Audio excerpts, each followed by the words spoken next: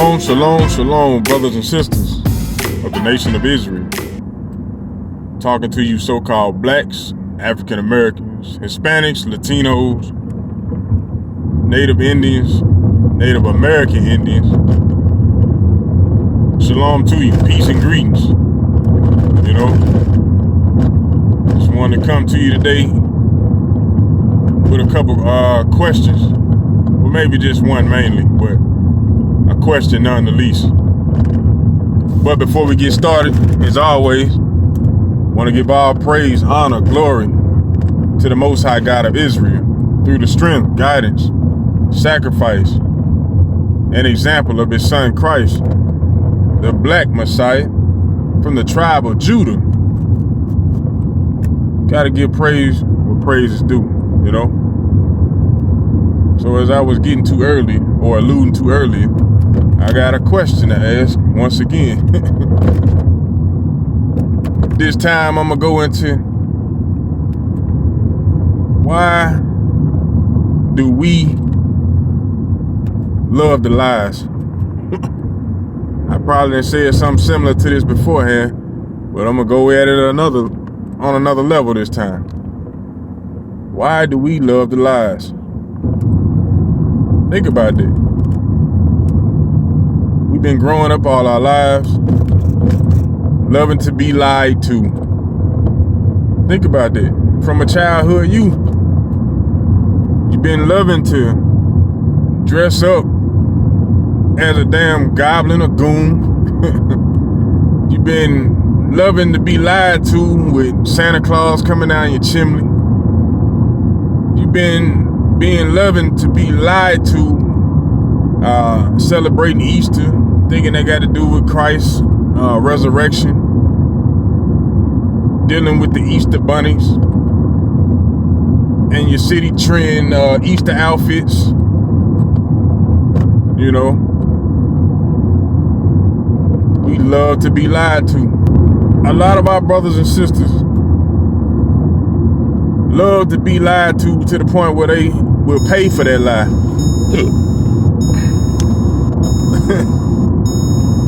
Will pay to be lied to, and then demand somebody tell them the truth. Hold on, brother. Hold on, sister. You mean to tell me you'll look at me sideways if I tell you the truth, but you'll go and pay for somebody to lie to you and give you a feel-good story? And then you gonna feed me back lies when I've been trying to give you truth. Now, am I trying to destroy our brothers? No, I'm trying to destroy those strongholds that plague our people. Am I better than my people? No, never. But I know better, so I do better. So now that I know better, I must teach my people to do better. Because if I didn't, I wouldn't be no different. You know? I would be just like the damn heathens. Just like the other folks outside of the nation of Israel. As if I'm trying to mislead you to make a profit off of you by keeping you dumbed down, engulfed in lies. It's not me. I realize I'm an Israelite. I realize I was chosen by the Most High. And I'm trying to let you know. But as I continue on, we'll go to the point of being lied to where we kick back lies off of the lies we've been told. Be like, hey brother, hey sister, you know you're God's chosen people. You got to keep the commandments. That's Old Testament. That's done away with. I said, okay, but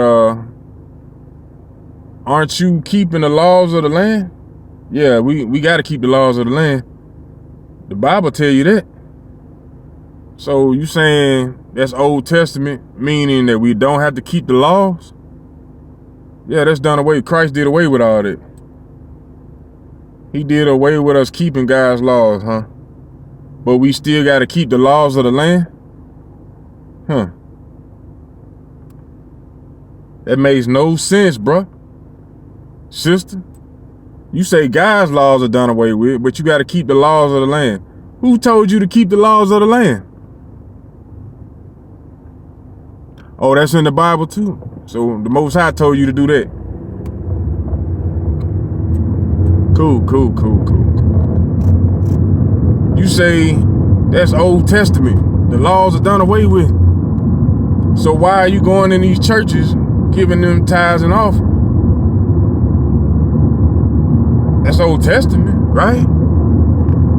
As if that makes a difference. But if that's Old Testament, you say that law is done away with. Now you got what they call the shit face. Now you gonna come with another lie to cover up another lie that you've been indoctrinated with, conditioned to believe in. Hey, I'm no better. Once again, I got to be patient. Just like Christ or the Most High was patient with me through all my foolishness and folly. I know our brothers and sisters don't realize, nor do we question most things. We just go with the flow. We don't want to ruffle any feathers. We don't want change. We just want to continue in what we've been accustomed to believing in.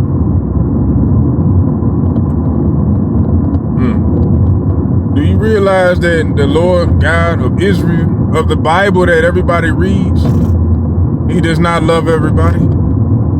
In fact, he tells you that the heathen, mainly the so-called white man, but the heathen nonetheless have no business speaking his precepts.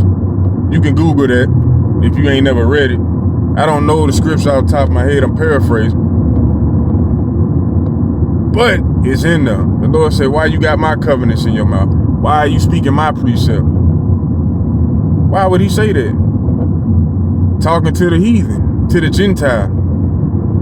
Because he did not choose them. They are not part of his family. He said, I have chosen you, Israel, to be above all nations. And you are my only family. Paraphrasing once again. Saying you only have I known of all the families of the earth. He only deals with us. We are his sons, the sons of God, his children. You say I'm a child of God? Yes. You're an Israelite, so-called black, Hispanic, and Native Indian, man, woman, and child. Yes, you are. But we go and pack into these churches, and the heathen are teaching us our history, a slighted version of our history, because they have stolen your identity, stolen your history, and gave you crumbs.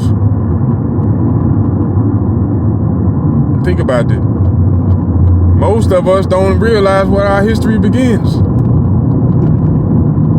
And if you do have some idea as to when our history began, you had to go search deep to find it. You should be asking yourself why they ain't teaching it in school. Why are they not teaching your history in school? The only black history you're gonna learn in your schools is Martin Luther King and Rosa Parks. Harriet Tubman. George Washington Carver. So the only history they know or choose to give you starts when you got off that slave ship. Think about that. They tell you that the earth been here for millions of years. But your history only begins in what, the 1400s? The late 1400s at that, let them tell it. But why, if the earth been here for millions of years, and everybody knows that the original man was a so-called black man, why do you have a limited version of history? Why do you only have a small glimpse of so-called the other nation's history? I'm not gonna tell you nothing. They don't want you to know your history, Israelite man, woman, or child, because your history involves them being on the bottom of society, being in subjection to you. Think about that. They have no history. Their history comes after you. It's that simple. But back to what I'm talking about. Loving to be lied to. Why? They set up beauty supply stores in our neighborhoods and plaster false images of beauty all around it. They put it all on the TV because they don't want to control the TV, so they control that narrative. You know, you can't get a job at these corporate businesses because you got to wear your hair a certain way. So you're frying your hair, you're perming your hair, coloring your hair, shaving off your beards to blend in, to assimilate. And a lot of you will say, well, I got to get that money. But think about why you got to even go and jump through those loops or those hoops just to get to that position where you got to accept being lied to and then go live a lie throughout your day. You at work for 8 hours, 10, 12, putting on your fake smiles, wearing your fake hair, your fake eyelashes, fake nails, with your fake attitudes, just so you can get a check to get some change, to get some money with the enemy or the oppressor's face on it. The same ones you're killing each other for were the same ones that was killing you and enslaving your people. And you running around, risking your life, ruining your life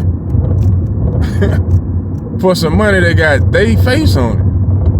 How backwards is that? Why are you not striving to get your own money with your face on it? Blows my mind. We don't want to do what's necessary. We want to adapt. That's what we do. Black folks don't die. We just adapt. We multiply. Multiply lies. You know? Foolishness. Then walk around on eggshells every time you get around the damn oppressor.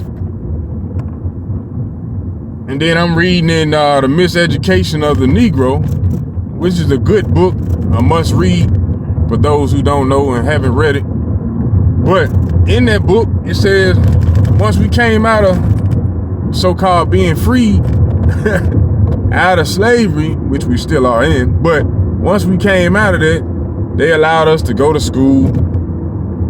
And we started going to these little schools, not their school, but Negro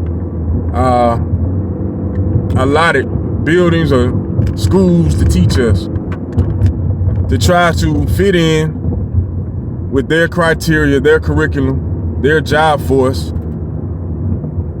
So we in these schools going, learning as much as we can and graduate. And everything that we learn in the school is outdated.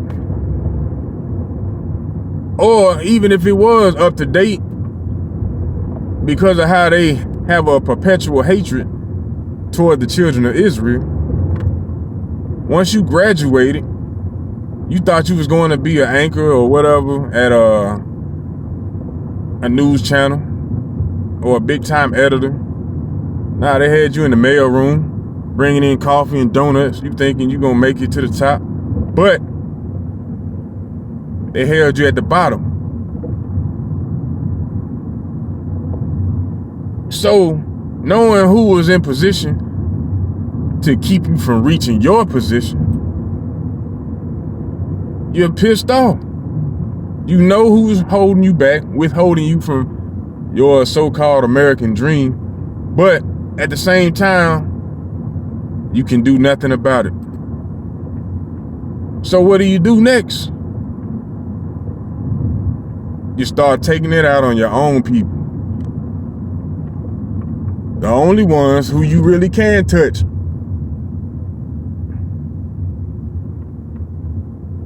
and identify with.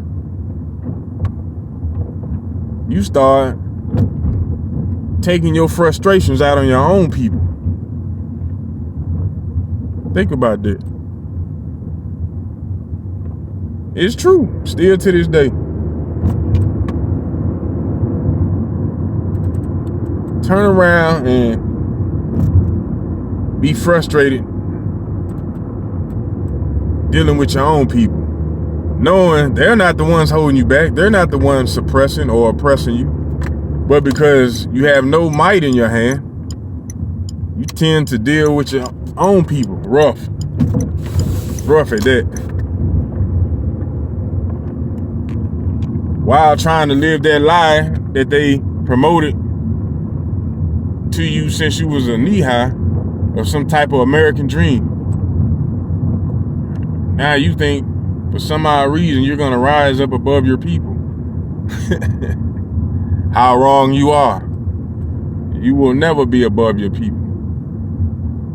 But nonetheless, loving to be lied to. You gotta come out of these foolish traditions, break down these strongholds, wake our people up, remove the cobwebs from their eyes so they truly can see what's going on and understand what's at stake. Your salvation, your kingdom is at hand. So I advise you, wake the hell up, repent, start keeping the commandment, open the Bible and read, pray, fast, do what's necessary, congregate, watch videos, study to show yourself approved, build your spirit up, continue enduring to the end. Because whether you know it or not, we need you.